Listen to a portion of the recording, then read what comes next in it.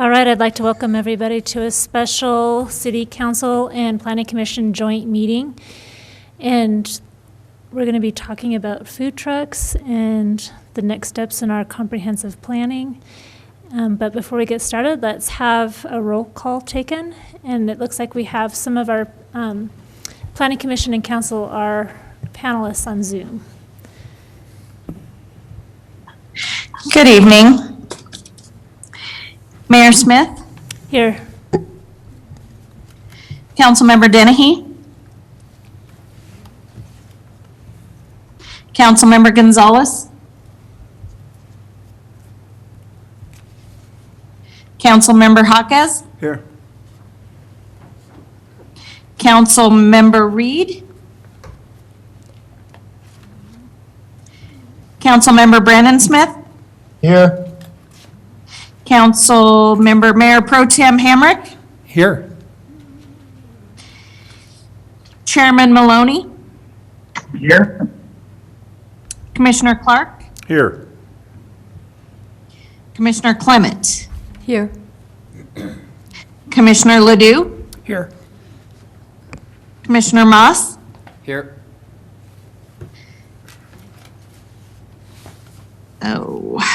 Commissioner Randy Smith, Commissioner Souther. Here. Okay, thank you. Thank you, Denise, and thank you, commissioners and council members, for being here. It's a pleasure. I've been enjoying these joint sessions together. I'm going to turn the time over to our staff right now. So good evening, Madam Mayor, members of council, members of Planning Commission.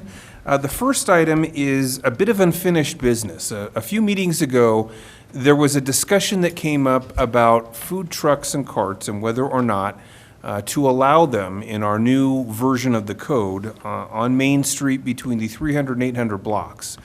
I have handed out to you, this is an informational packet that we have available in the lobby here at City Hall for anyone who's wishing to obtain a food truck or cart permit that has the various reservations about if you get a food truck where you can and cannot operate in the city.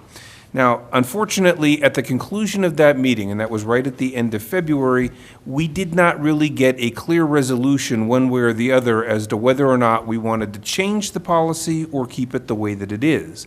The way that it is currently is that between the 300 and 800 block of Main, food trucks are not permitted. They can be on the numbered streets that intersect Main, but they can't be on Main Street itself. So, staff has no position one way or the other on this. We would just like some clarification on the policy you'd like us to enforce. So we're hoping that we can have a conversation about that, and I'm thinking that there probably are some members of the audience who might like to speak on this issue as well. Patrick, so this is the current, what you provided are the current rules and codes? Correct. Okay. And just to clarify, Patrick said between the 300 and 800 block, it's actually between 2nd Street and 8th Street on Main Street. So That they're not permitted, they're not permitted. even with the permission of Even with a food truck permit. Yeah. a current restaurant or current establishment. Well, even with the permission of a current establishment, normally the rule would say no.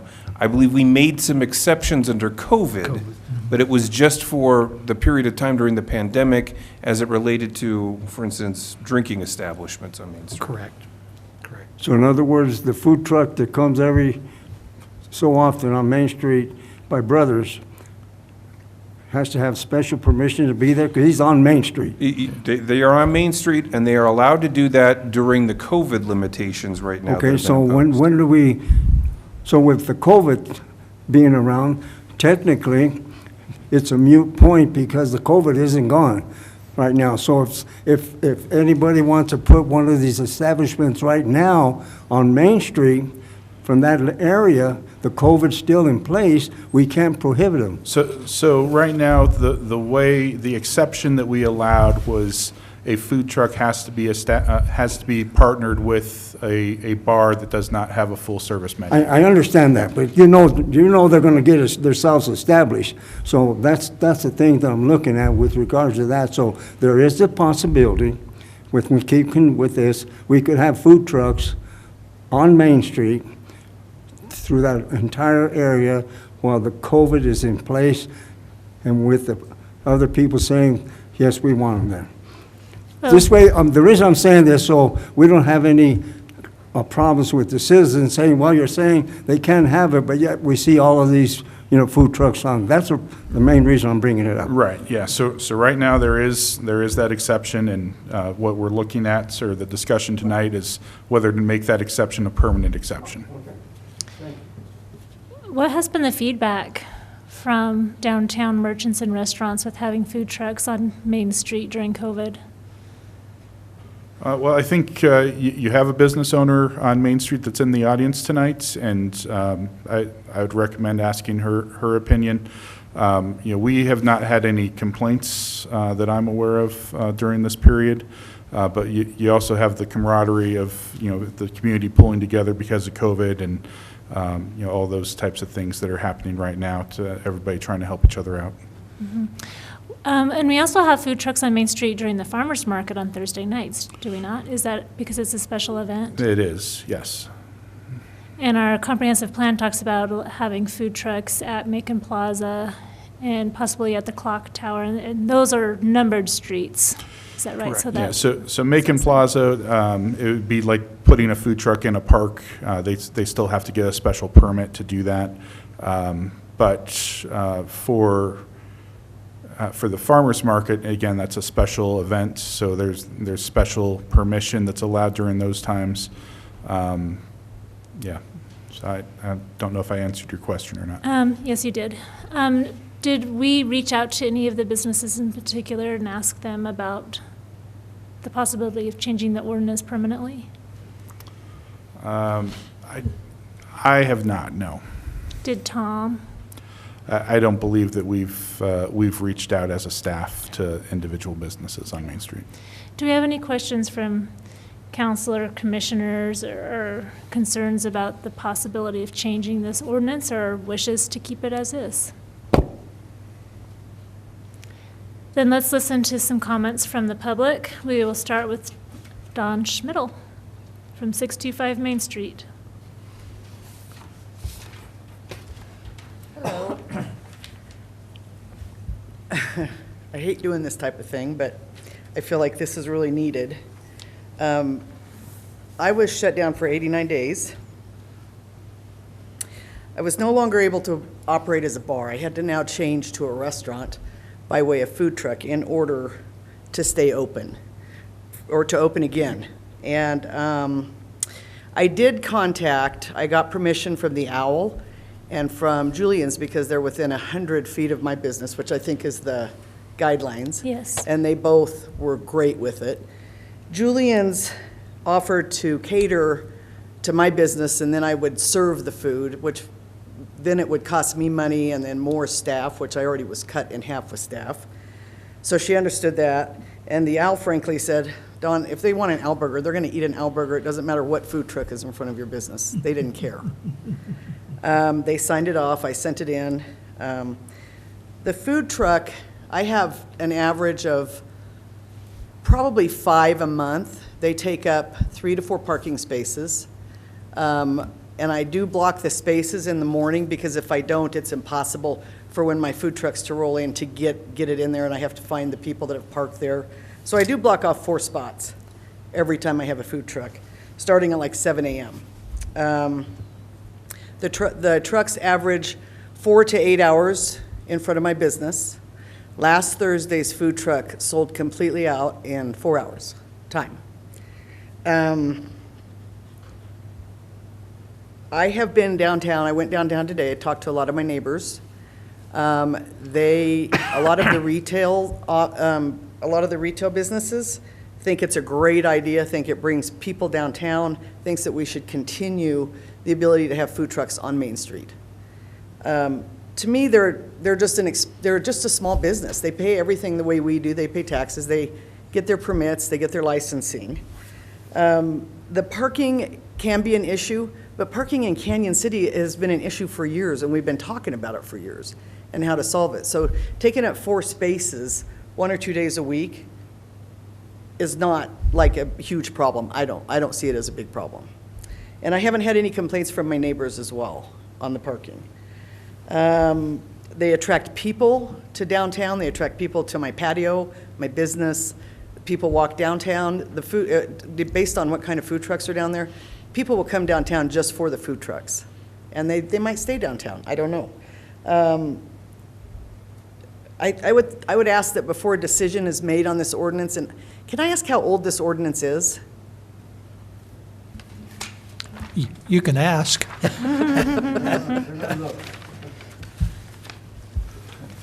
I don't know the exact date, but I believe it was originally adopted somewhere around 2016.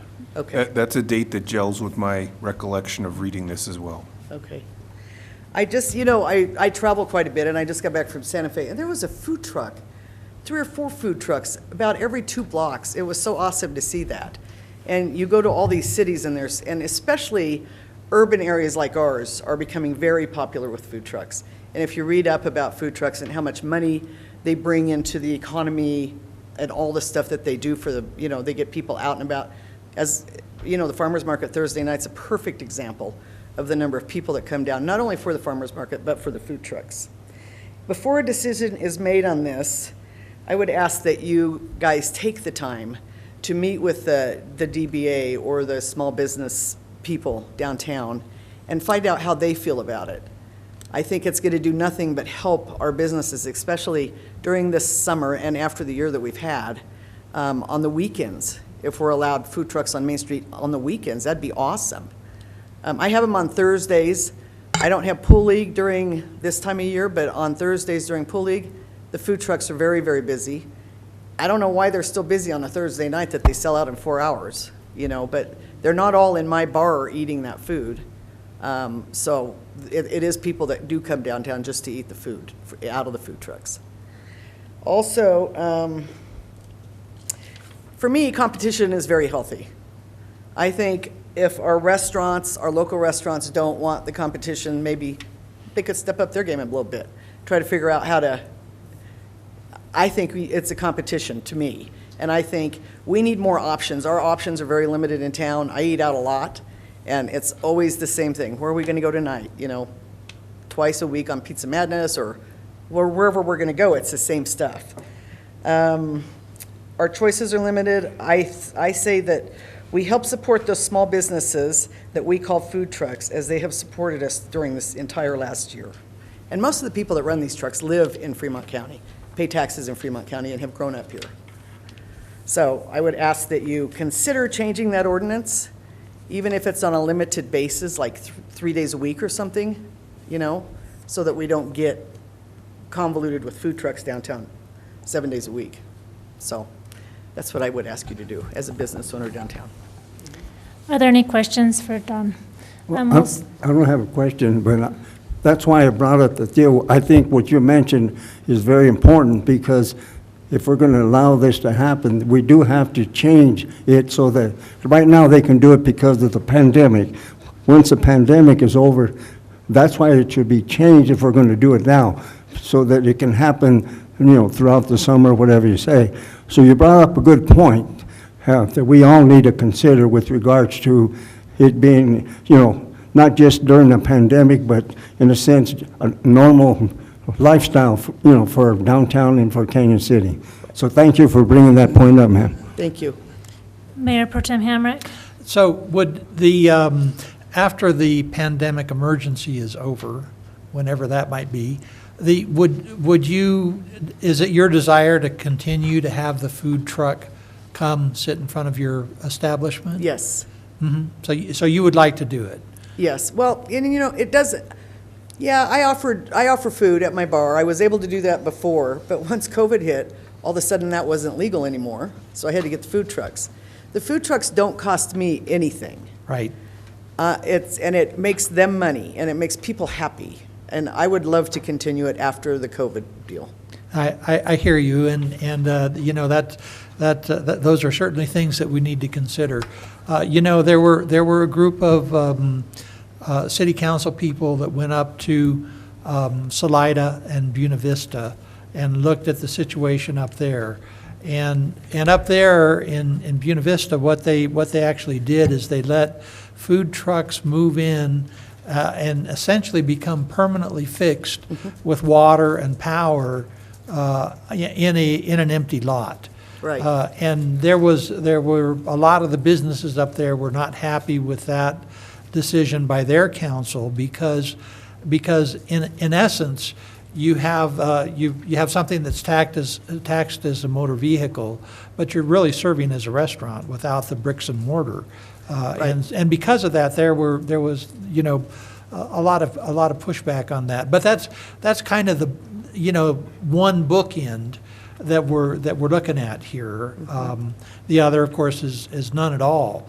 But so maybe there is some place in the middle that we can get to that would be good for businesses, Right. good for our citizens, and help achieve our goals for improving the vitality of our downtown.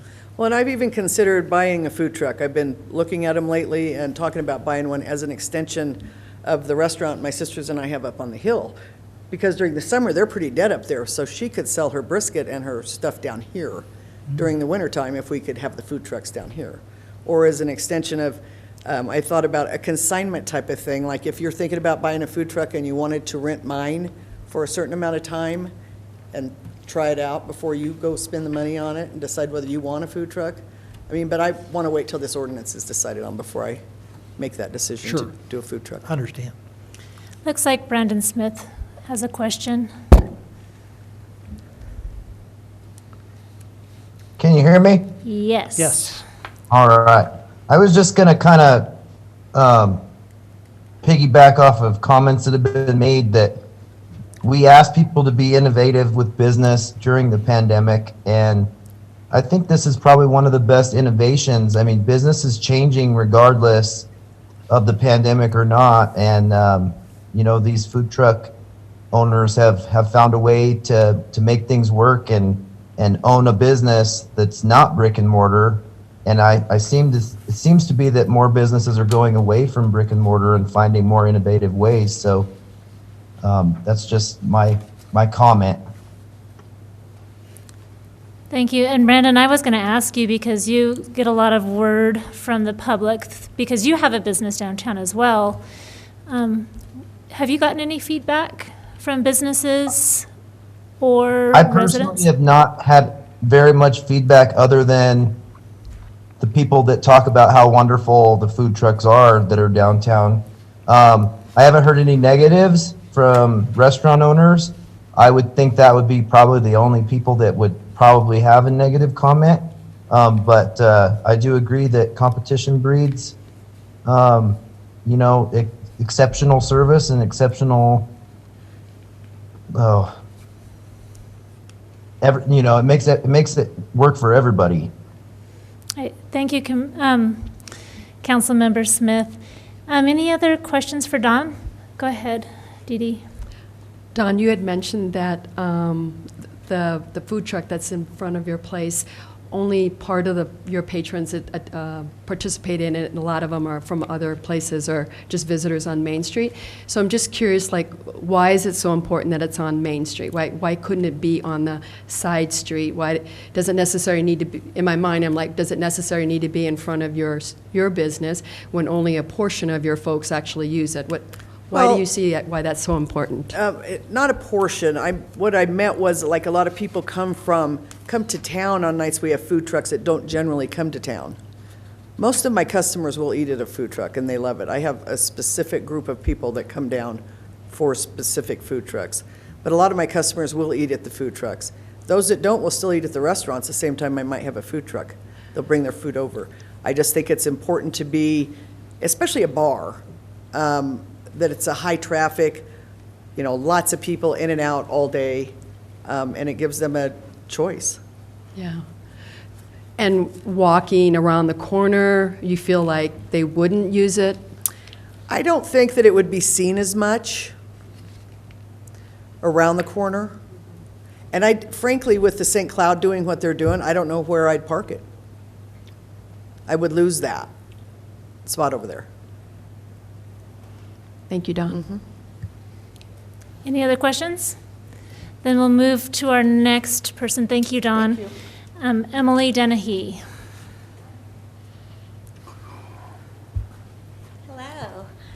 I'm Amy Denny. Timmy and I have fired up Woodfire Pizza. And Dee Dee, I'm going to kind of address a question that you asked. We are asked to partner with businesses a lot with our mobile trailer. And like you said, well, why can't you park on a side road? Well, we get called to Brews and Bikes. We're having a private party. The owners of Brews and Bikes, they're willing. It helps with the overflow on their kitchen. It cuts down the stress on them. So for us to park around a corner, it's not very feasible whenever you're bringing food. And the way that we partnered with them, we've partnered with the Hive before on a First Friday. So partnering, great. I think that's great. Letting them park just wherever, whenever, I don't totally agree with. But I do agree with allowing them to park and partner with businesses.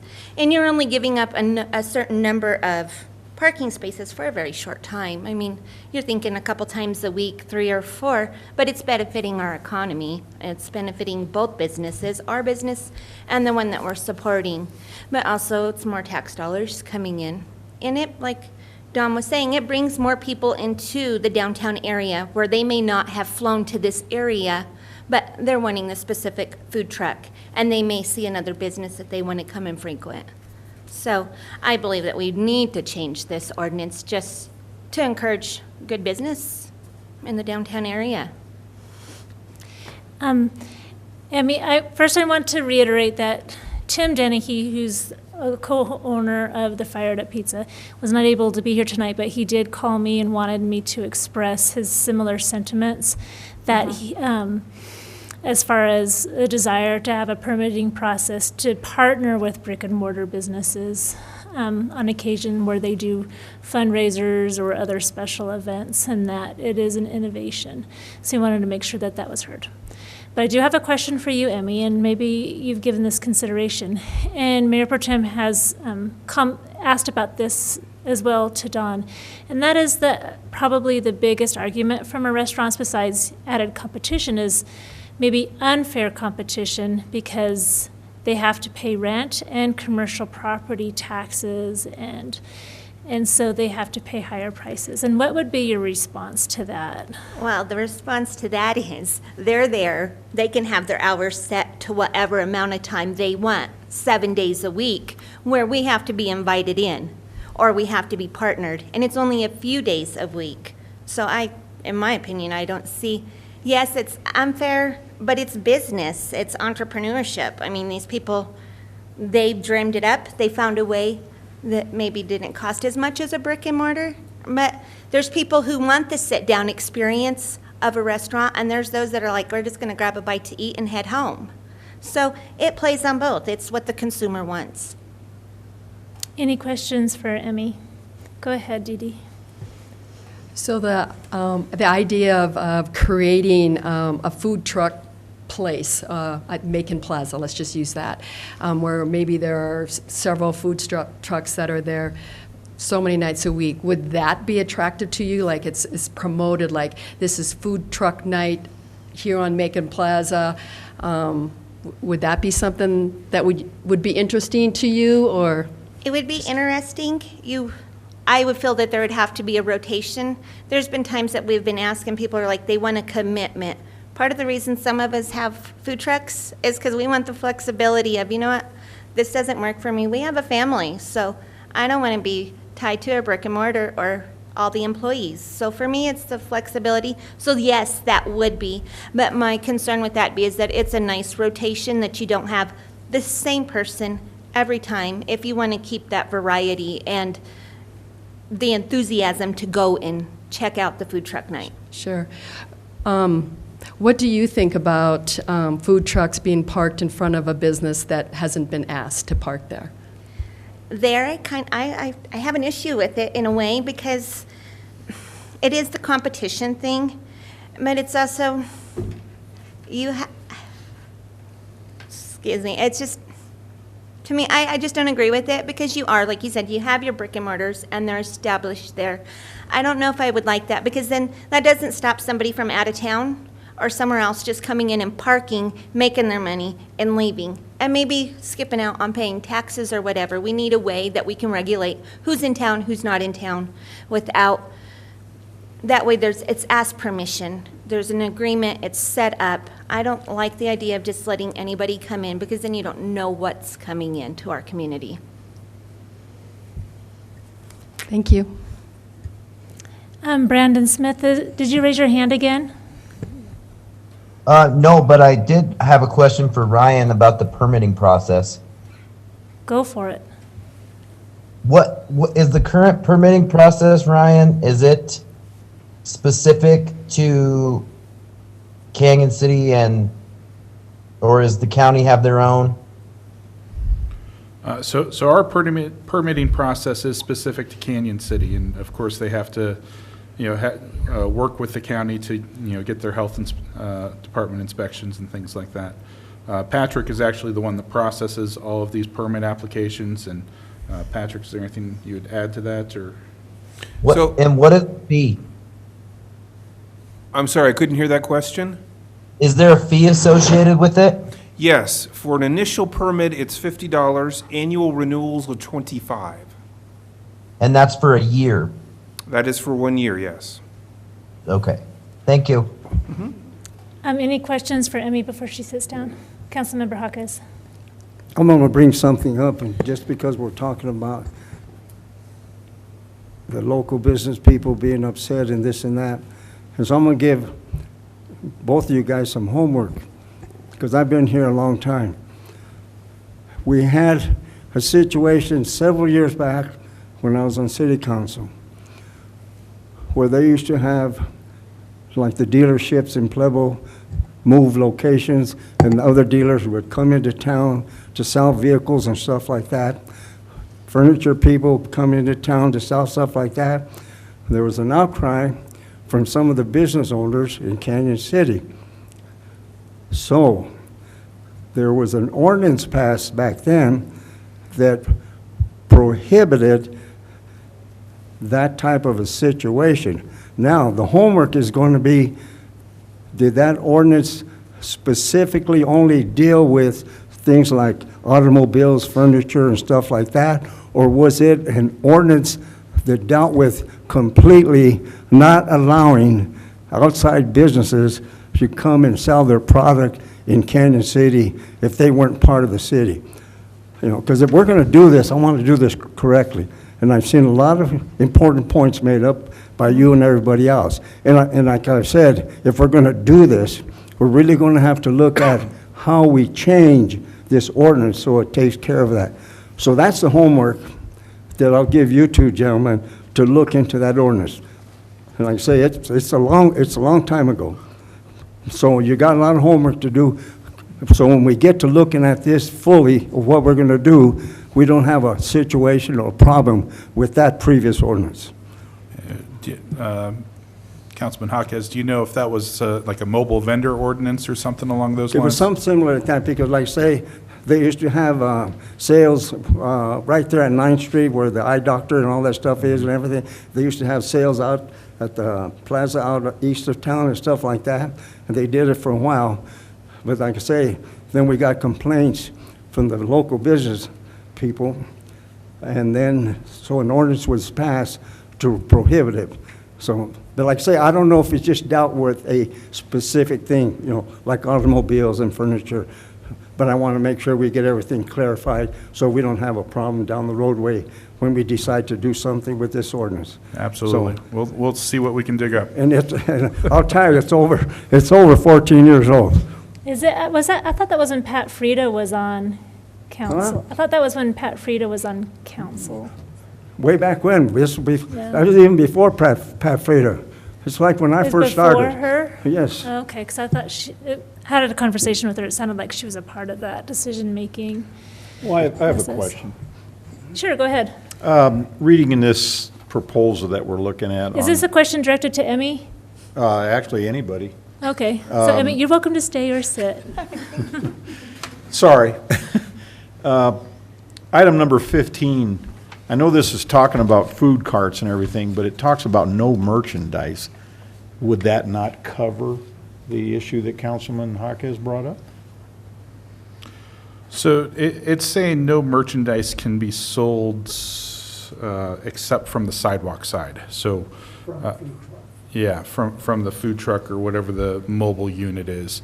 The goal there is to make sure that you don't have somebody who has their customer-facing window on the street side or in the parking or something along those lines. Okay, but no merchandise is still no merchandise. Well, food would be merchandise if it's a food truck. Well, and that was going to be my next question. Yeah, If so- we're talking merchandise, then, Yeah, no merchandise except from the Except, sidewalk. so you could sell it off the backside. No, you can only sell from the sidewalk side. That's what that section is saying. Okay, thank you. Yep. So I guess a question to the commission and the council is, would you be interested in further exploring some possibilities of changing this ordinance? Yes. So I see some nods. Clark? Changing what we currently have here? Yes, Oh, exploring, absolutely. exploring. Yes? Do you have a comment? Yeah, I think it would be very interesting to find out what the merchants downtown have to think about that. Not only the food ones, but some of the other restaurants, or some of the other businesses, to get a little bit more input. Yeah, I agree. It's we- really important that we reach out and talk to those businesses and as has been stated, that it really, for me personally, it would, if it was on Main Street, would need to have limited to the number of days or / hours and be tied to the permission of, in a partnership with a brick and mortar store. I think that would help. And also possibly, as far as fair competition, $50 for an entire year seems like really small. There might be another, a way to even the grounds a little bit. I mean, you can't even it too much like a brick and mortar, but maybe even it a little bit better through the fee, the annual fee or something like that. A higher fee, Like a essentially. higher fee, yeah. But also definitely want to explore more of the food trucks at the Clock Tower and Macon Plaza too, or down at the ice plant, because it is something that's really popular and people are loving it. It's a new age. Oh, I do see a hand up from Commissioner Maloney. I just wanted to chime in and say I'm all exploring it further, and I'm on the positive side of allowing food trucks downtown. So you've benefited from it. Well, I have establishment downtown and we have food, but I think more the merrier. I think it does bring people downtown. I'm all for exploring it further and lightening up the restrictions. All right, thank you for that. Thank you for that, Commissioner Maloney. So, We'll have Tom Dixon go out and do outreach and kind of get a tally of what kind of feedback we get from the businesses on Main Street, and we can bring that back with some proposed language for making some adjustments here. fantastic. All And- right. And see if you can, devise some questions that cover the kind of the middle ground that we're talking about, because right now we've got the prohibition essentially. But it's my feeling that we should not, allow permanent connections to water and power essentially. Oh, yeah. No, For something like that. And And so. I don't think that's what we're looking for or asking for here. But there's nonetheless, there's a whole bunch of there's a lot of space between those two bookends. And so please make sure that if you can find a way to devise questions that get you, an answer across that spectrum from Yep. the individual owners, to, the individual businesses to see what they feel like. I'm not sure that we can require a partnership between a food truck and a particular business, but as long as we don't have objections, it would seem to me that would be sufficient. Any other guidance from the commission or council on what your comfort level would be on changes? Just a thought, I was just thinking about, do we need to limit the number of food trucks allowed on Main Street on a specific day? I was just thinking about parking. If we have 5 or 6 food trucks, then that would really be a problem. But I know you guys are going to think through all that stuff, so. Well, it's good to say it now. because sometimes they don't think of it, and we'll be like, why didn't you do this? So they like to know upfront. Well, and Yes. something John brought up was the partnership. I don't know, would we be like hurting ourselves if we required a partnership? Because if you had a small vendor truck and you were new in town and you didn't know anybody, you'd have to go out there and beat that bush, and if it was already taken, so to speak, then you'd be SOL. Yeah. Well, they still have Macon Plaza and Clock Tower opportunities. Yeah, too. something like that. Yeah. As far as the partnership downtown there, I don't think we'd be helping ourselves much there. Don, if you can make a really quick comment. I really think it's important that you have a partnership. I don't want just any food truck to show up and park in front of my business. I might already have one scheduled there. And I think it's important to have a partnership for that, because then you've got your advertising, your Facebook posts, all that stuff that allow people to know it. I don't want just any food truck showing up in front of my place and parking. I think it has to be a partnership. Because it's your business, your reputation, your customers. Yeah. And you want to make sure it's somebody that is a good match for Right. you. Yeah, but I think this ordinance includes mobile carts too, not just trucks. So it wouldn't be taking up a parking spot necessarily, but it would also be a really small business and would hinder those. So we're talking about small business incorporation and stuff, and yes, a large food truck, I agree with you, a lot of them, and as she said, a lot of them on Main Street would be a hindrance in some regards, but at the same time, a small hot dog cart, two-wheel hot dog cart would not, I don't know that we'd want to require a partnership for something like that. Yeah, Well, that's kind of a mine- different animal. Well, yeah, exactly. It is, I but it's kinda- in I this kinda ordinance. think- I agree with that, but at the same time, I mean, I have an ice cream cart, and if I was to go park the thing down by Uscream, that's kind of, it'd be kind Well, of messed up. So I would agree with the partnership just on a level of, at very least, you need to have permission from whoever's there, not necessarily saying we're locked in that this is the person I'm working with, but saying if I'm going to park there that day, I need to have that permission, so to speak, that partnership saying, yeah, I can use your storefront or be out in front of your business. And I agree with what you're saying. I don't know that I would classify that as a partnership. It's just an authorization to be there temporarily. Yeah, and I think the brick and mortar should be allowed authorization on what happens in their Yes, front I- yard. Yeah, I think from a logistical standpoint, we can figure that part out. So, The other thing that I see is that I find it, I won't let them come in my bar and sell, it's the tamale guys.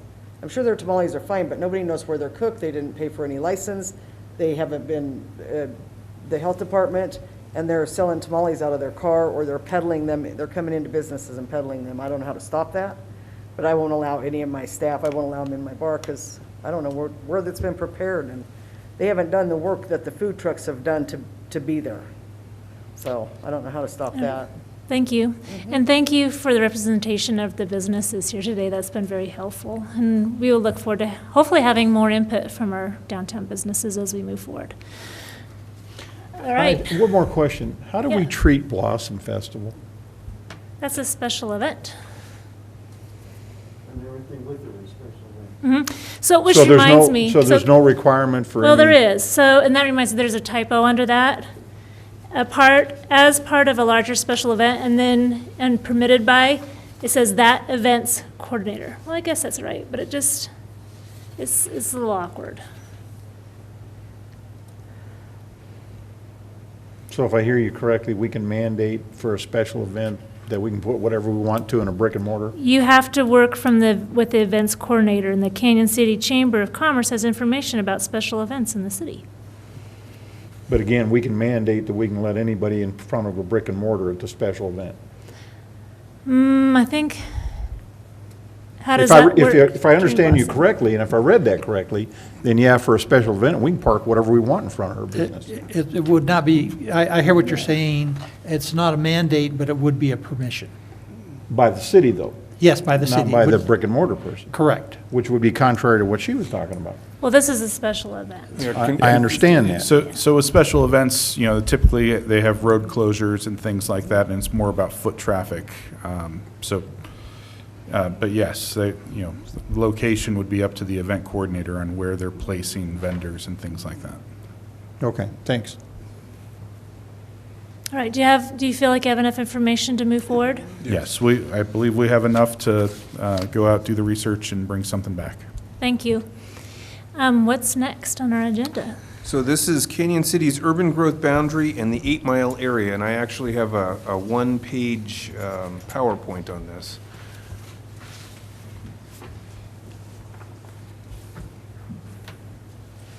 So the map you're looking at here is one you have seen previously. This is our current existing land use pattern in the city. That pattern, what you're seeing here is all of what's defined within the city's current urban growth boundary.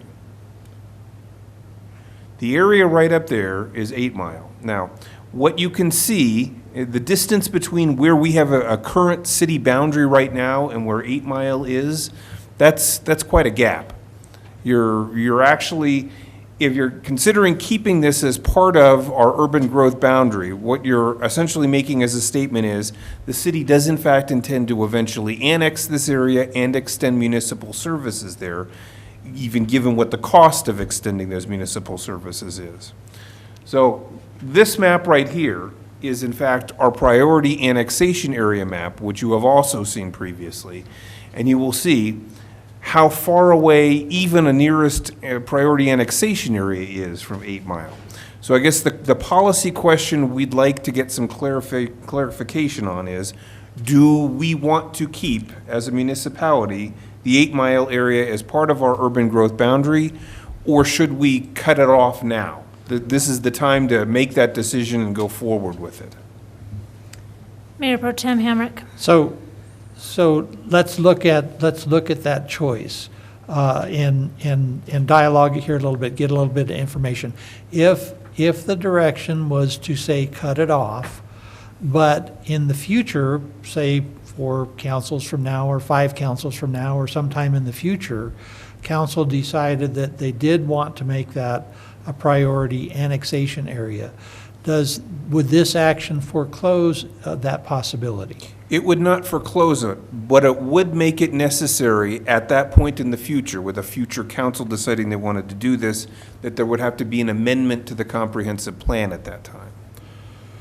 So just a reminder that the comprehensive plan is, it's a planning document looking 10 to 20 years out. Yes. So, I think the question from a logistical standpoint is, in the next 10 to 20 years, do we think it's feasible that we're going to be annexing 8 Mile Hill into the city? And should that be one of the priorities that we focus on as we're going through this comprehensive plan process and start talking about implementation? Are those activities that we should be focusing on as a city during this time? So I have a question. Is it possible to give it an asterisk, as in like a nod? Like we're giving it a nod of recognition, but not necessarily a priority? Yeah, so and this may be a question for our consultants, Housel Levine. Patrick and I were kind of talking about this earlier today. One of the things that I suggested is maybe in the implementation plan, towards the end of our implementation plan for the comprehensive plan, we do some type of feasibility analysis, annexation feasibility analysis on this portion of land to see if it, from a financial feasibility standpoint, if it's something that we want to pursue in the future, and what level of development actually has to happen for it to be self-sustaining. Councilmember Huckes. I'm looking at this situation here. We've been doing so much work since the very first time I came on council to help make Canyon City, in a sense, prosper and get better, bigger and better. And we haven't, for various reasons, we haven't been able to accomplish a lot of the stuff we would like to see happen. But we have taken steps to make it a lot easier and more comprehensive to help accomplish the goals. And I think to try to go to 8 Mile and all this other stuff, I think it's the wrong time completely right now.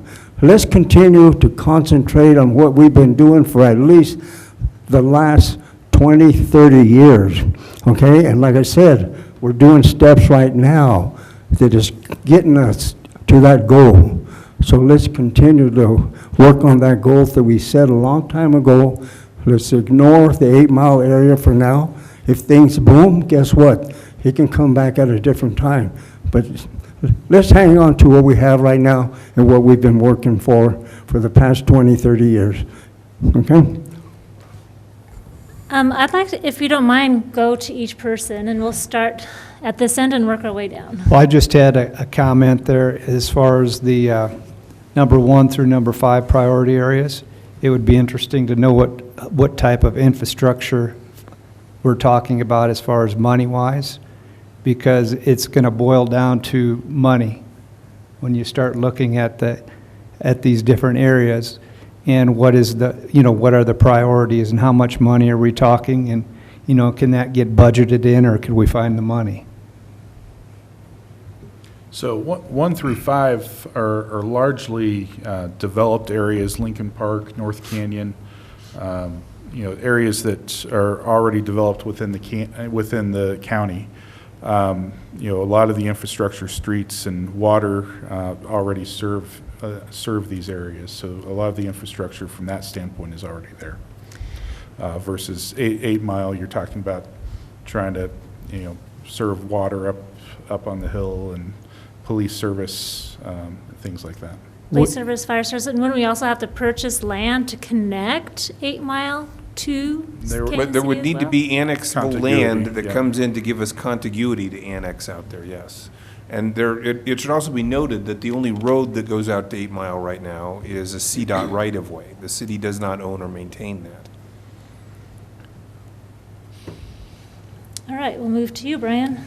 So, water infrastructure is the one thing that's probably not all that feasible. Is providing bulk water options, can that cover the city's, liability of keeping that within the growth boundary? And what other liability is there keeping it in the boundary?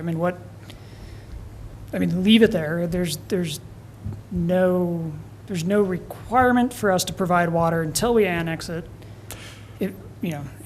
What's the harm in keeping the growth boundary the way it is?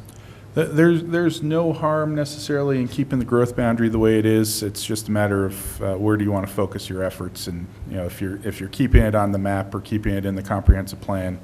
I think Councilman Jaquez was talking about staying focused on what we've been working on, and I think kind of going back to Councilman or Mayor Pro Tem Hamrick's point about 4 councils into the future from now, you get a different direction. You start going and diverting direction from one place to another because it is in the comprehensive plan. And I'd say it's the gateway to our Royal Gorge Park. It is a very important area for this city. Even though we're not focused there or concentrated there, it's worth keeping in the boundary as far as I'm concerned, because of its location, and that the businesses that are up there are the gateway to that park. That's not something to shelve. I would add that we talked about 4 councils ahead of us. It was probably about 3 or 4 councils before us where this was more of a priority, and they had some comprehensive planning done there. They also were looking at ordinances and incentives, or actually not incentives, but punishments to some of these businesses out there if they didn't comply with the standards that they wanted, even though they were in the county, things like that. So they had a priority for that. But also I've heard some of the businesses out there say, we want to be annexed us as long as you pay for it. And that's just not how it quite works. And so I don't know if those businesses really realize that if they were annexed, they would have to pay for the infrastructure to get the water to them for the most part. I guess we could work something out, but that's usually how it works. And we're talking, I don't know, 5-6 years ago, it was like in the $7-8 million, maybe. I think it was It's more got to than be that. way more than that by now. Okay, Mayor Pro Tem Hamrick. Thank you, Madam Mayor. I find myself in agreement with Frank. The way that I look at this, we need to focus on the priority areas for Canyon City. We continue to maintain our ownership of the park, which gives us a somewhat of a vested interest in this area. But in terms of planning, I think that we can drop it from this master plan. one of the benefits of master plans is that they are living, breathing documents. And if there are changes that need to be recognized and dealt with, and you know, that can happen through the planning process. But I would like to see us focus right now on our city limits and our priority areas as we have them now. Let this area, we all know that we do have a vested interest out there, but in terms of our master plan, I don't think that it necessarily needs to be here at this point. And you've I'll just stated give one yours. final comment going along there. You know, we can always, and it's been done in the past, we've done a lot with changing a lot of our codes to satisfy things that's going on in the city. And if the 8 Mile area ever became an important subject, then we'll do the same thing, or councils down the roadway can do the same thing. But let's not take our focus on what we're looking at, okay? There's a lot of people, and I don't know who remembers, the stumbling block with the 8 Mile area, and I don't care who anybody says, is water. Okay, we had a big group of Texans come in here talking big money. They're going to build a multi-million-dollar RV park, a golf course, and everything else. But when they saw the figures for water, guess what? The pockets went dry, and they left town that quick. So let's keep going and moving Canyon City forward like we're starting to do now. And like I say, down the roadway, if the need comes for that area, we can always go back and change things like we've done in the past for other projects. Commissioner Clements? I would say I'm leaning towards what Brian said, as far as that being a gateway to our community. And I just have seen how much it has grown up there just in the last, I don't know, 5, 10 years. And so when we talk about this being a comprehensive plan that's supposed to do a vision for the next 20 years, it very well could include 8 Mile. And I guess the other part that I'm still just trying to figure out is, when we say that if we include the 8 Mile, it's going to take our focus off of the Canyon City piece. And that's the part I don't understand, like, why is it taking our focus off? I mean, can you just explain that to me? I'm just not sure. You know, as the mayor said, with some previous councils, there was more of a focus on trying to develop and grow the city in that direction, which took focus off of, you know, some of the city functions and the, you know, planning and development within the city growth boundaries, and specifically the annexation areas that were previously determined. But it seems like we've already done a lot of work already, and including the 8 Mile area in our comprehensive plan. We're not necessarily doing anything up there right now as far as annexing them. So removing them from the plan, again, I'm not sure how that's going to increase the or lessen the workload if we remove them from the plan, because. Yeah, so previous city administrations were working on trying to find ways to annex it into the 8 Mile into the city, and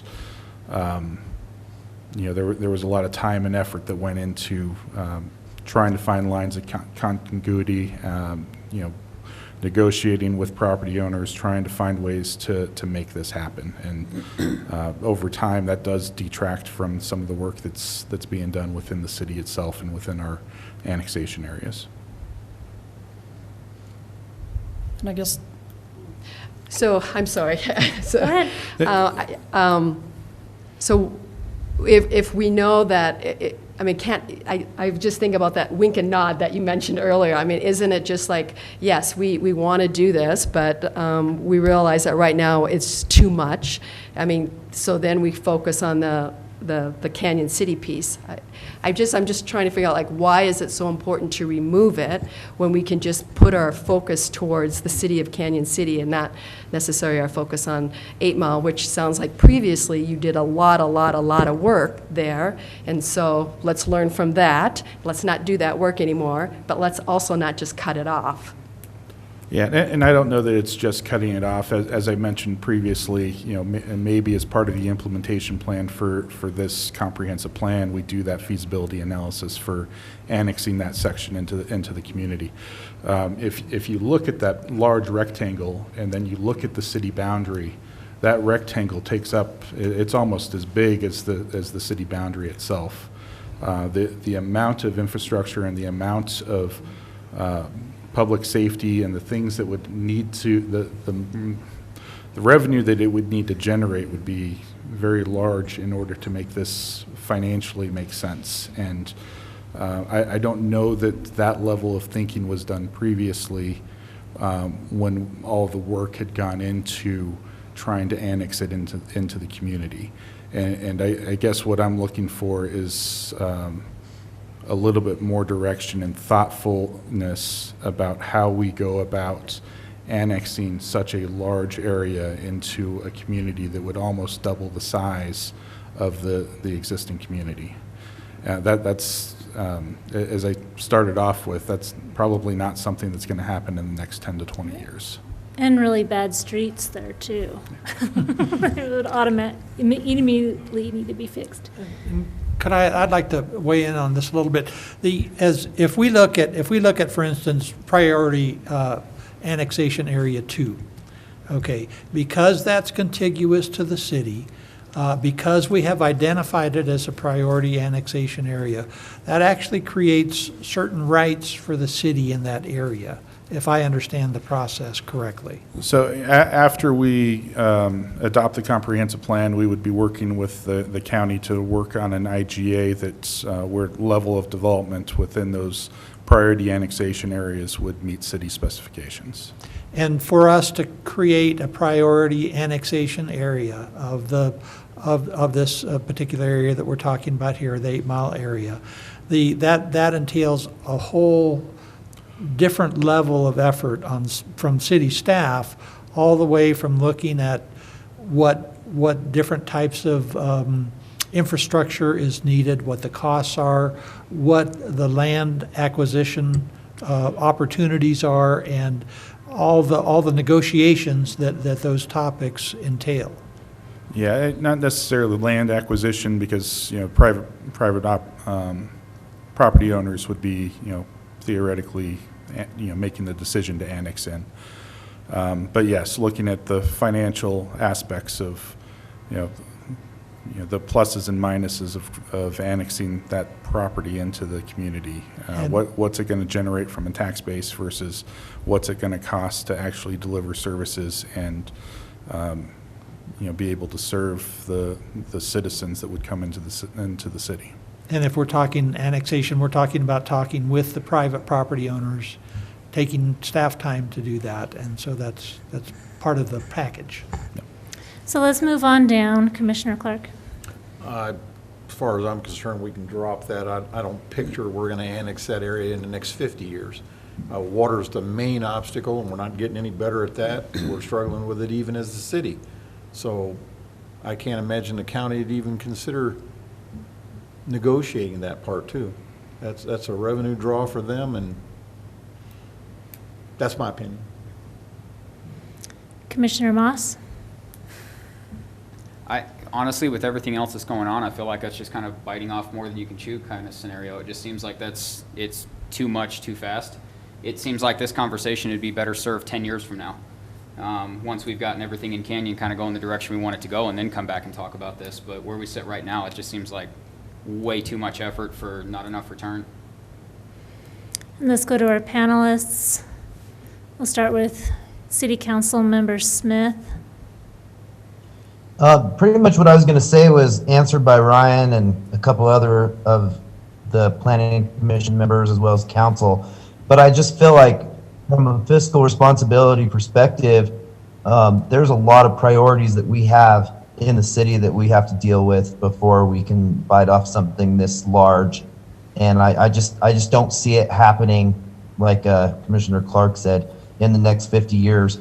From a infrastructure perspective and just an effort perspective, we have a lot of business owners in town that already feel that they've been left out, and I just don't see how we sell this to the public, especially the businesses, you know, to the east side of town and that. I think that we need to focus on the things that we can control now. Commissioner Maloney?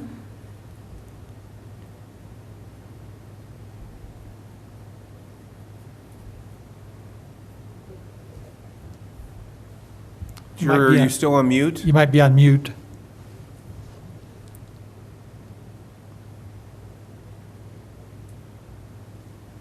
Let's see if Commissioner is there. I don't see him on the participation list anymore. He's not on there anymore.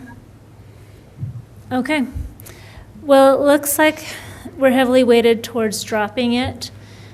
However, I think it's somewhere in there we do need to still recognize that it has a possible enough value to explore, although on my personal. I'll have some Yeah. conversations with Halcyon Levine about when we get to the implementation strategies.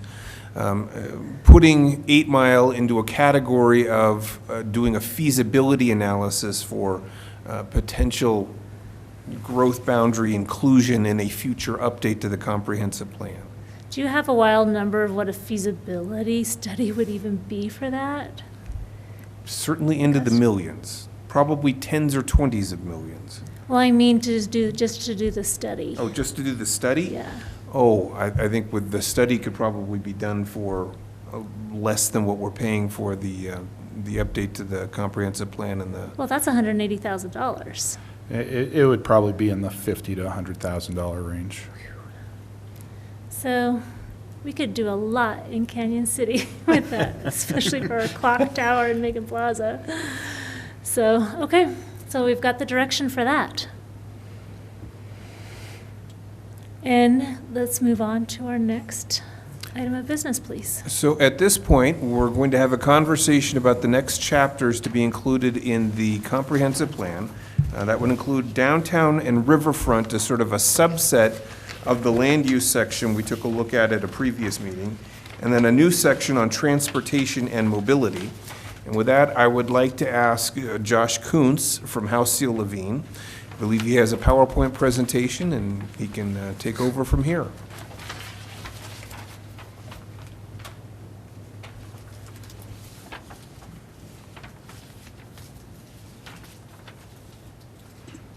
Sorry about that. Thank you, Patrick, and thank you, Mayor and Council, for having me here today.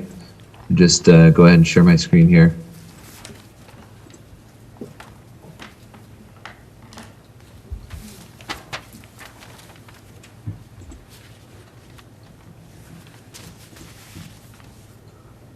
And can everybody see my screen at this Yes. point? Yes, but I just saw that Commissioner Maloney is back on the panel again.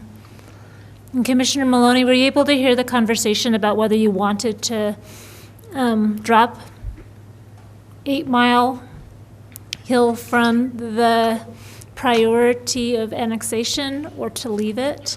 And do you have a vote, yea or nay on that?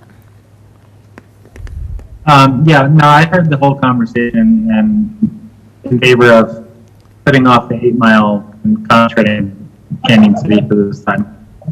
Okay. All right. Thank you. I appreciate your input. All right, Josh, we're ready for you now. Thank you. So, as you know, and again, thank you, Mayor and Council, for having me with you tonight. I've been listening in the whole time, and I'm happy to say that I think our the comprehensive plan that's being developed will speak to some of the issues that you're discussing, and it certainly should when it's finalized. As you know, we've been working on the 2 chapters you have in front of you tonight, as well as revising the chapters we've already reviewed with council. And again, the goal of these regular check-ins is to deliver these in small batches and sort of check in on those key pieces as we continue through the process. So I just have a brief presentation, and I want to take questions if there are any as we keep working through plan development here. So again, the core elements, these are your core chapters of the comprehensive plan. Everything that you've been seeing is in draft form until adoption. They're still taking shape in terms of layout and structure, but we're getting closer and closer to what the final plan is going to look like. We want to keep getting input from City Council and Planning Commission before we present the full final document altogether. So there's two chapters tonight, Downtown and Riverfront, which is actually sort of a sub-chapter of Chapter 5, and then there's the Transportation and Mobility chapter. In the Downtown and Riverfront, we're still talking about the city's land uses, but we've been sort of drilling down. You could think of Chapter 5 as like a funnel that focuses from land use and development all the way down to the city's core area, the downtown and the riverfront area. So previously you saw the land use and development plan in Chapter 5 where we established future land use citywide and throughout the city's growth area. We highlighted priority annexation areas, which you all were just discussing. Offered another level of detail down. We offered citywide and framework level policies and recommendations for housing and neighborhoods in Section 5A, and then for economic development, which were your commercial and industrial areas in 5B. And then, through outreach and through our reconnaissance and, just the importance of downtown and the riverfront, we're moving into an area here that requires a little more attention to detail. It's the city's core area, and it includes, your Main Street and your riverfront area. So this framework, this framework area, it's not quite what we would call a sub area, but it's more of a detailed framework. It really displays the policies and recommendations in a way that is visual. These are things that are very much tied to a specific place, to your downtown. They can't be typically discussed quite as broadly as in the other chapters. And you'll see things in here that carry forward elements and should work cohesively with your current and ongoing planning efforts, like your Arkansas River Corridor Master Plan, your riverfront mixed-use zoning, your downtown strategic plan, among others. So this shouldn't supersede other ongoing, more detailed, relevant planning efforts, but it should illustrate where the visions and goals of the comprehensive plan dovetail with those efforts, and it should be sort of a central location that pulls a useful section that really pulls all those things together with a fresh perspective.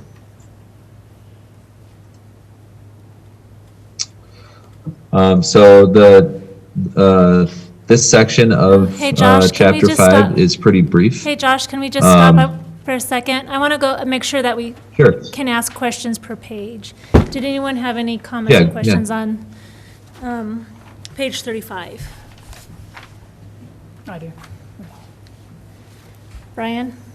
I guess the Black Hills Energy parcel, is there a reason it's not identified as a key redevelopment opportunity?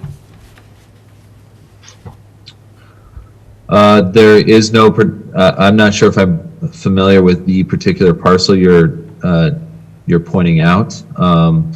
There's no, the two parcels that are identified are, opportunity or catalyst sites within this framework. So would be happy to take a look at what that specific parcel. Okay, yeah, it's between the river and Highway 50 west of First Street. And it's been a point of discussion for years. It seems like a great candidate for that key redevelopment opportunity category. I had the exact Okay. same comment, Commissioner Ledoux, and we did bring up that property at our last joint meeting as well. So, Ryan and Patrick, can you make sure that House of Levine is made aware of that piece of property and what we're looking at doing with it? And could be in the nearer future, hopefully definitely within that 10-year mark, if not the next 2. Yeah, we can, we'll touch base with Josh to make sure that we add something there. Because it is still in private hands, so we want to make sure that we're careful with that. Any other comments before we move on? Okay, we're ready for the next page. Okay, thank you. And I don't, just so everyone is aware, I don't have every page in this presentation, but if you have questions on any pages that I'm I didn't put in the presentation. Happy to answer questions on those also. Thank you, Josh. So again, when we talk about big ideas for the area, we looked at kind of 4 big ideas: mixed use along the riverfront, strategic redevelopment, building up the connections between downtown and the riverfront, and then activating or energizing your existing public spaces. And that's what these next couple pages are about in this chapter. Supporting new mixed use along the riverfront that complements your downtown, anticipates the riverfront mixed use areas, identifying some potentially catalytic redevelopment opportunities on strategic sites, should they become available, sites that may have a lot of potential for something new in the future. So we could include this is where we'd probably include the site that you're mentioning. We could highlight that here. And then on the subsequent page, Hey, looking at Josh. some of the connection. Really Oh, quick. sorry about that. For this page and the next page, the little maps for each section, they're really tiny and really hard to read. And I think when we're familiar with the area, we can figure out what's happening. But if you're a newcomer in town or a new developer from out of town, that would be really hard to understand or read. So I wonder if they could be made a little bit bigger. Absolutely.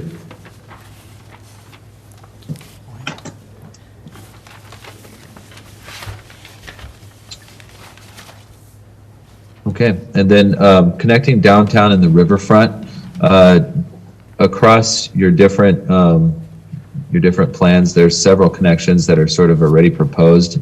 One of them being the 3rd Street connection. So when you kind of draw those together on a map, what the comprehensive plan pulls together is what we called here the downtown riverfront loop for bike ped access, sort of linking those all together: Main Street, the Riverwalk, the 3rd Street connection, turning them into sort of 1.5 mile loop. And then we also discuss on the right side of the page here, activating some of your existing assets in the downtown, like the Clock Tower Plaza and Macon Plaza for events and activities, several of which you were discussing earlier prior to this part of the meeting. Any questions about this page? Well, I did have a question about the loop. I thought that was really cool, and I really love the idea about the 1.5 mile loop. But when you look at the Black Hills site, I wondered if there could be a potential where that loop could be expanded or have like you could have the 1.5 mile, but if you include Black Hills and the Robeson Mansion, that's also a great part of our town to feature. That could be a really great loop that would include going across First Street and all the way down Main Street. Just something to think, some food for thought. I think it could certainly be included. I think the reason 3rd Street was kind of focused on is that 3rd Street is an important street. At one end, it's got the Riverwalk, it's got the railroad, it's got a connection to 2 parks, and then at the other end, it's got the trailhead for the hogbacks. So that makes it an extremely important street just for that reason. And one of the things that they're calling for in this plan is to make it what we call a complete street in planning circles, which is where you combine not only automotive traffic and pedestrian movements, bicycles, and to the extent that a municipality has access to it, transit, all getting integrated into that form to celebrate that this is an important street. Mm-hmm. Kind of our yellow brick road that we want on 3rd Street. And it also goes past Clock Tower Plaza, which is, again, an important monument on the 3rd Street, its corridor. Mm-hmm. Go ahead, Commissioner. Yeah, I was going to say, Yeah. is there any way to highlight the 3rd Street connection? I mean, that has been a point of interest for years, and it's obviously a clear connection between Main Street and the river and the depot, and it shows up in multiple other master plans, yet has not been addressed in any substantial way. I guess, this, it's a great idea, we should put it in here, but I don't know, bright highlights or something so that council and planning commission are made incredibly aware that that's the number one most important thing that this plan should probably get council to do. It's more important than just the, fourth paragraph on the left side of the page kind of thing is my only comment. It is on page 48 of the transportation section, so I don't know if that's significant enough or not, but.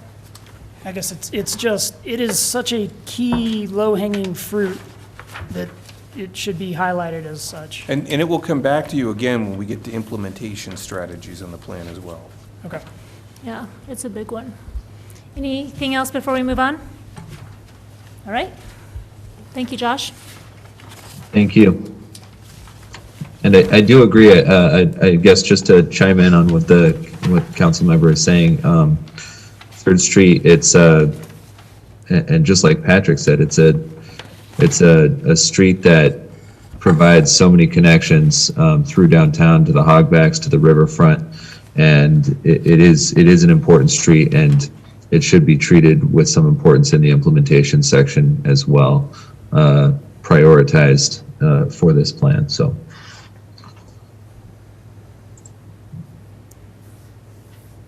Okay, transportation and mobility. This is a standalone chapter. This will be chapter 6. So the order that it's coming in here will come right after the 5C that we were just looking at.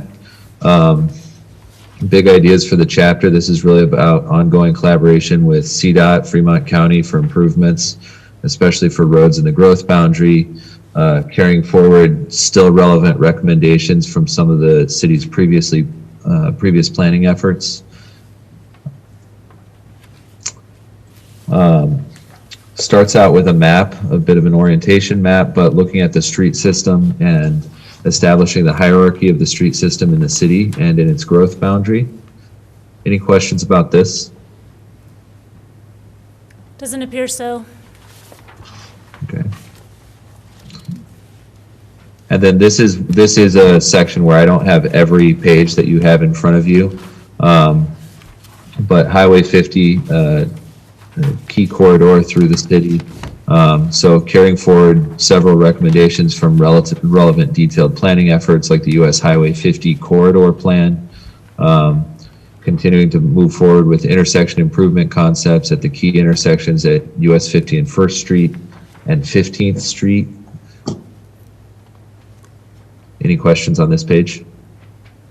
Any questions? Commissioner Ledoux? I guess I would just highlight again there's a paragraph in there that says the city should adopt the East Access Control Plan, and I guess we can leave that for implementation, but that should be in bold and highlighted as well. I think the political winds have changed enough that it's time for that to be done. We may not have a choice. What's that? So we may not have a choice with the development that's coming. Yeah, so in bold. Commissioner Suthers. I have a question that goes back to the page before that with the street system with the road conditions. Sure. Looks like the streets here are in terrible shape according to what the study has done. But when you look at the 5 preference annexation areas with the county, does the county have any type of study done on some of those roads? Not that I'm aware of, but we can certainly reach out and see if there is. A lot of those roads are double chip sealed, not necessarily, asphalt construction. Okay, thank you. Yeah, that is a good point.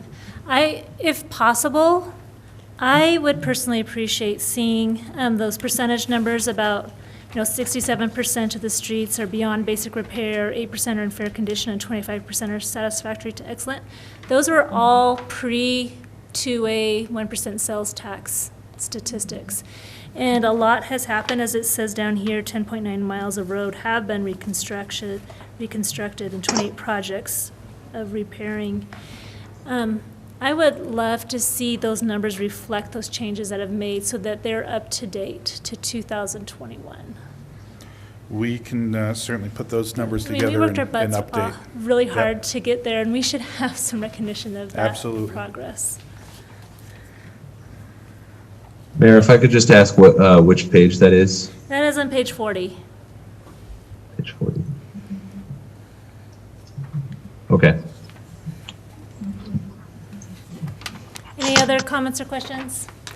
Is there a way we can see the panelists so we know if Commissioner Maloney or Councilmember Smith have anything that they want to say as well?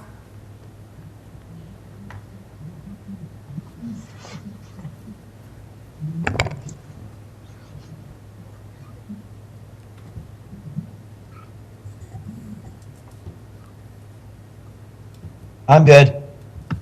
You're good? Okay, well, make sure you holler, okay, you guys? We may not see a raised hand. Yeah, I just want to make sure that if you do have something to say, that we are accommodating you on Zoom. All right, Josh, we're thank ready you. to move on. Okay, thank you. Okay, and then enhancing connectivity by implementing some of the key roadway extensions and connections. And again, I'm still just kind of hitting on the big ideas. Embracing the future electric vehicle charging stations for public use, and the plan does acknowledge that the city is working on some current electric vehicle charging stations on city-owned lots. And then adopting a complete streets policy. This kind of parallels what Patrick was just talking about. Having a complete streets policy on the books, one of the best ways a community can support bike and pedestrian improvements. When you have that, you're indicating that as road projects occur, all modes of transportation should be considered. That's not to say that every single street will have a bike lane on it, but when you're in the design phase, you'll be examining if the road can support it as part of the project, which is a timely way to do it, and it's a good thing to have on the books for that. So that's what the Complete Streets policy is about. Any questions about this page or any of the pages? Mayor Pro Tem Hamrick. Yes, actually, a couple of questions. So on this page 44, we're looking at the connectivity map where it shows proposed roadway extensions. Shouldn't the 15th to East Main Street show up there also? Or the planned 15th to East Main Street? I'll take a look at that. Thank you. And then on that same page, under the connectivity, that first paragraph, the second sentence, it says, however, there are several street connections that improve the current roadway network. And so it's just some typo stuff in there you need to fix. And it's also Highway 50, not 40. Absolutely right. Sorry about that. And then one more on the,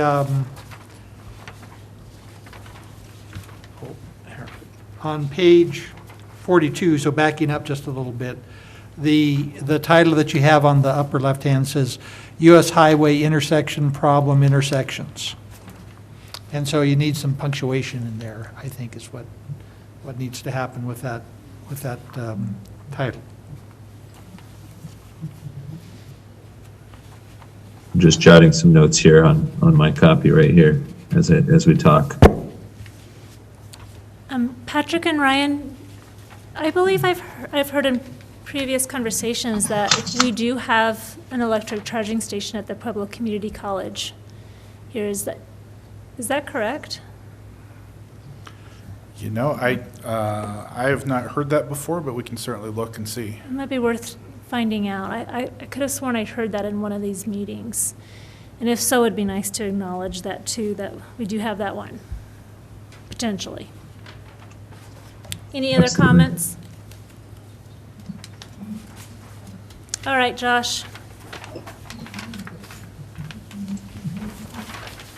Okay, up next, anticipating some growth and development. The activation we discussed in the downtown framework.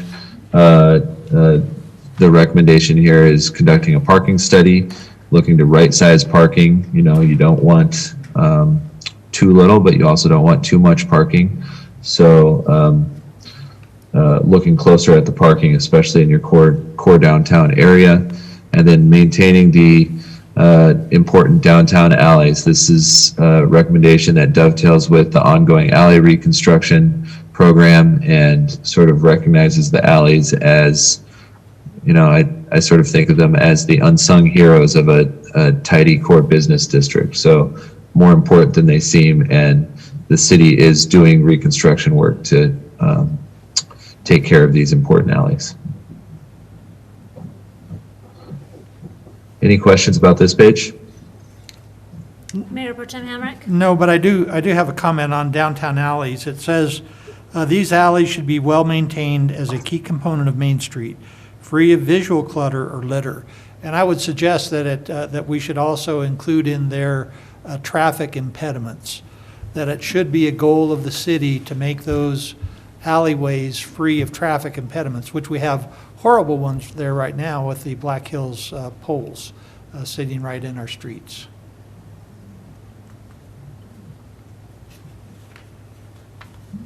Okay.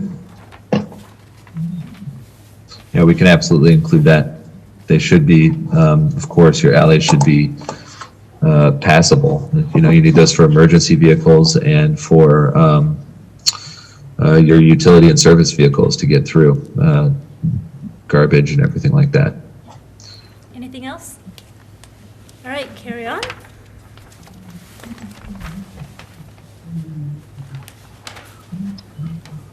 Okay, and then considering bike and pedestrian improvements from an active transportation viewpoint, the trail network is discussed as a component of the Parks chapter, but it's also discussed here as a component of the city's transportation infrastructure.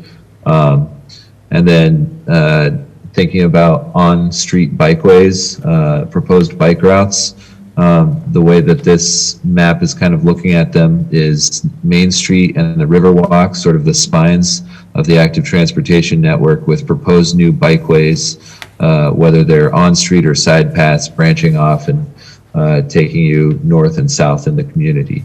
So potential streets that would greatly expand the bikeway network for the community and complement the existing trail system. Any questions about this page or any of the previous ones? Mayor Pro Tem Hamrick? Thank you, Madam Mayor. Just a question, under sidewalks, it says, preparing a dedicated pedestrian and bike plan to improve pedestrian access and safety. And I believe that's the suggestion there, that there should be a dedicated pedestrian and bike plan. Would that be discussed in the implementation documents, that such a plan? Correct, yes. Thank you. And then on page 47, the second column, the very first word, it needs a capital A. It's missing part of the word, so A is in as development occurs.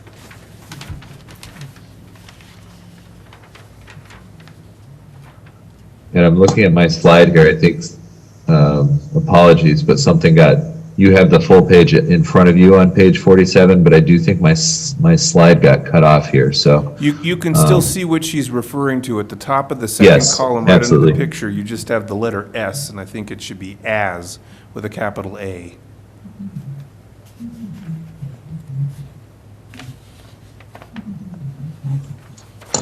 Okay, and that's the overview that I have for you for these two core element chapters. So again, I just want to emphasize these are in draft form.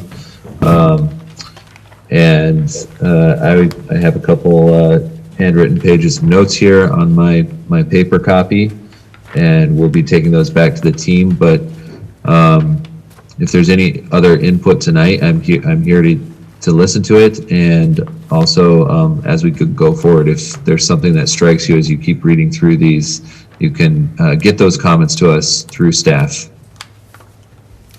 Let's start down here with Commissioner Soothers. Going back to the roads, it might be nice to have how many miles of roads we have in town, so that you have an idea of what that 67% means. I think it's 99, if I Is it? remember right. Sounds about right. That might be Might be a more now good than feature to we put in the plan, though. Page them. All right, thank you. Commissioner Ledoux? Yeah, on page 47, the old rail line that serviced Cotter shows up as a proposed bike route, but I did not see that in the text. I think that would be worth highlighting also in the text, that would be a worthy rail-to-trail project, Is that something Fire would be interested in helping potentially, for sure. pursue? That would be cool. All right, let's move down. Mayor Pro Tem? Sorry, go just to ahead. quickly respond to the suggestion of the rail trail, I do believe that that was mentioned in more detail in the trails section of the parks chapter. And what we could do here is reference, we could point people to that chapter if they want to read, take a deeper dive into the off-street trails. Okay. When you reference things on the digital format, are there hyperlinks to those references? We don't always do that with our PDFs, but it's something that we could certainly look into.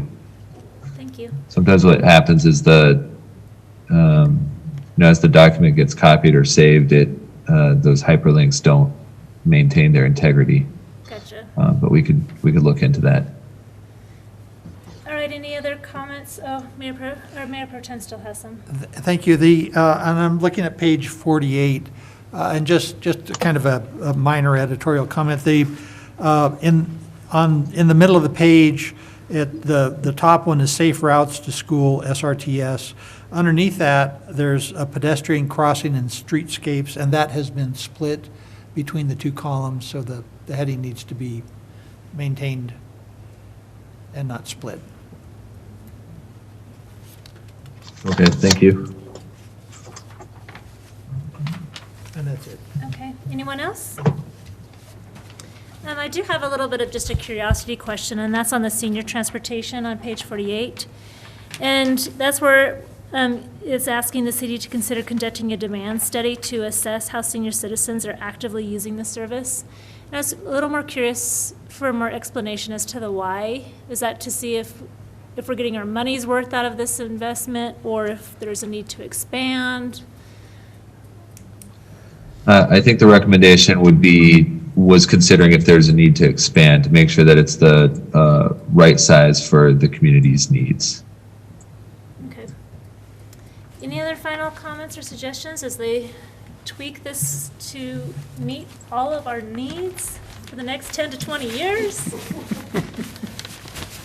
All right, thank you, Josh. We really appreciate your work and your time. Same for Patrick and Ryan Stevens as well.